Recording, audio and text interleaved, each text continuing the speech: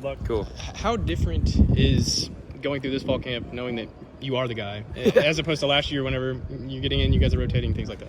Yeah, it's definitely a lot more confident. You know what I mean? I think the stress of going out there and not making mistakes is tough from last year to this year.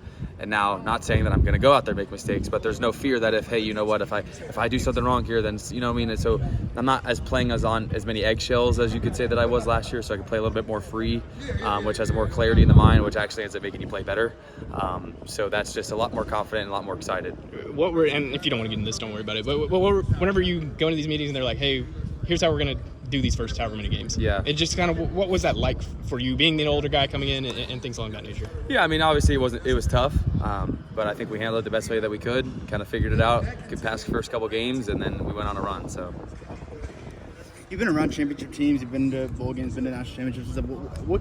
With where this team is right now, do you see some of the same components and the same qualities? Yeah, absolutely. I think we're closer than a couple of the Michigan teams I was on. Now those guys had 4 or 5 first-round draft picks. Not to say that we don't have a couple here, but just the camaraderie, the talent, the knowledge of the game, the experience, and everybody coming back, and pretty much everybody at every position has played in the Big 12 championship game, has been a part of 12 wins, 10-win seasons. So it's been pretty special, you know what I mean? And being a part of those teams, being part of this team, there's a lot of similarities. So I'm excited to see how it plays out.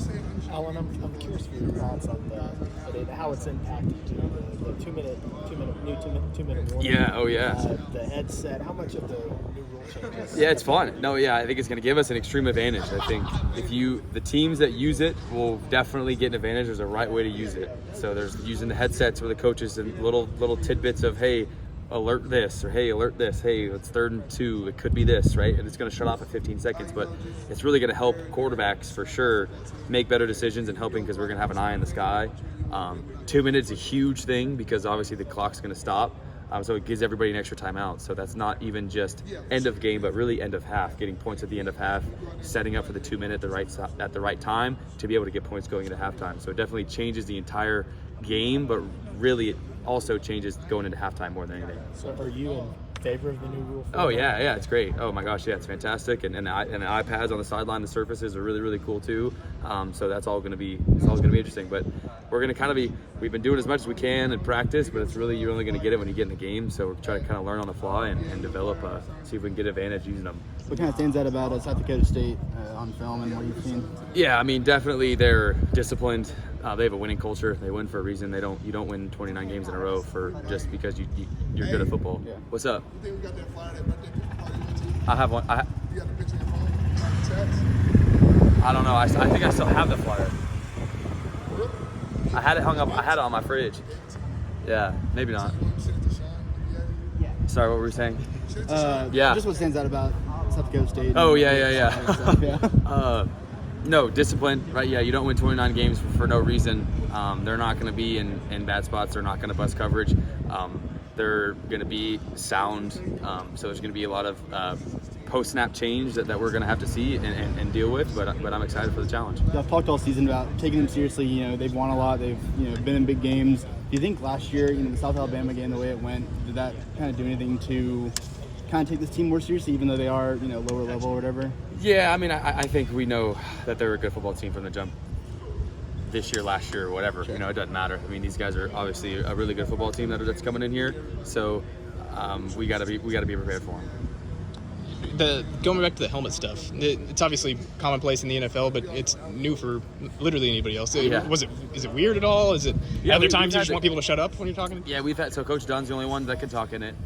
He's giving me the plays, and then with 15 seconds it cuts off. So we definitely had to work out some kinks, or he's yelling for personnel and I can't hear a thing because he's yelling. So it's just in anything. Something new happens, a new technology. Right? We all had iPhones for the first time. We know how the hell to work it. It's pretty much the same thing. So we're trying to figure out new ways and advantages to use it. Where we've kind of gotten it down where it's, hey, we'll take the play, repeat the play, and then if there's any time between 15 seconds and maybe a tidbit or watch cover 4 here or alert man here, and then, or hey, if it's an RPO, run it, we don't need to pass it or something. Little things like that where he's not I also got to do it on my own, you know what I mean? So it's just a little bit of give and take, but it's been fun. It's been fun to work on. Are you able to replicate, being on the road at Kansas State or being on the road somewhere where it's going to be super loud and you have them to So we still, that? So we'll still signal. So if anything happens, we'll still be able to see the play like the receivers will. So that's kind of help with that.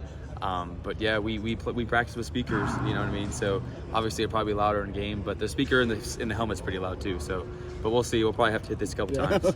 With you got a couple new receivers this fall. What have you thought of Gavin Freeman and Io, who we've heard of? Yeah, Io's a big frame. I say he's got a bigger frame than Rashad, and Rashad's huge. Yeah. So Io's gonna help us a lot on the outside.